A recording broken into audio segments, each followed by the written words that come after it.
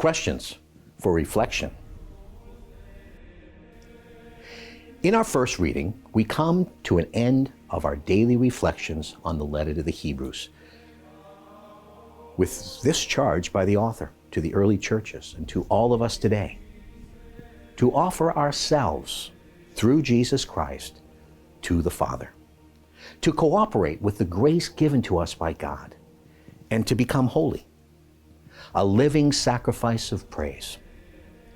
One of my favorite saints, a saint who calls everyone, every Christian, to everyday holiness, Saint Jose Maria Escriva, once wrote these words, and I quote, "When a Christian carries out with love the most insignificant everyday action, that action overflows with the transcendence of God." He continues, "That is why I have told you so often and hammered away at it that the Christian vocation consists in making heroic verse out of the prose of each day. Heaven and earth seem to merge, my children, on the horizon, but where they really meet is in your hearts, when you sanctify your everyday lives." He continued, "Sanctify your everyday lives." And with these words, I refer to the whole program of your task as Christians. End quote. Have we chosen to sanctify our everyday lives? Do we want to become holy? The 23rd Psalm of David is by far the most well-known and quoted of all of his Psalms. I have been in ordained ministry for 23 years. It is the most often chosen psalm at weddings and funerals when the faithful are asked to help choose the readings for those services. Its beauty is in its great promise of God's continuing presence and protection in every moment of our lives, even in those dark valleys. When I was a young man, I mistakenly thought that such struggles would lessen as I grew older and learned how to live by faith with more maturity. As I read the lives of the great heroes of our faith, the saints, I found that I was wrong. In fact, the opposite seemed to be the case. The ones who were closer to the Lord seemed to struggle and suffer even more. They even came to share in His sufferings. What is different in the life of a Christian is not that struggle, failure, pain, and difficulties go away, but we change. In fact, they often become the instruments of such change and the very material with which we are made new when we learn to live by faith. Christians do not face struggle or approach suffering in the same way as those who have not yet received the gift of living faith.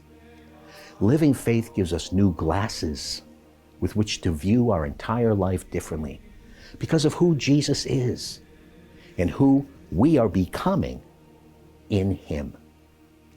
However, that requires that we cooperate with the invitations of grace which are present in every moment, even when they seem to be hidden. The Lord, the Good Shepherd, is with us. Do we believe this? We continue today with the Gospel of St. Mark as the text appointed for our reflection at Holy Mass. The disciples have just returned from their first missionary journey without the physical presence of Jesus accompanying them. They told Jesus what they had done and taught, and He called them apart to a time of rest and prayer. But the crowds continued to follow the Lord with all their pressing needs, and Jesus had compassion on them. The root of the English word compassion means to enter into the suffering, to enter into the need of another. That's what Jesus did.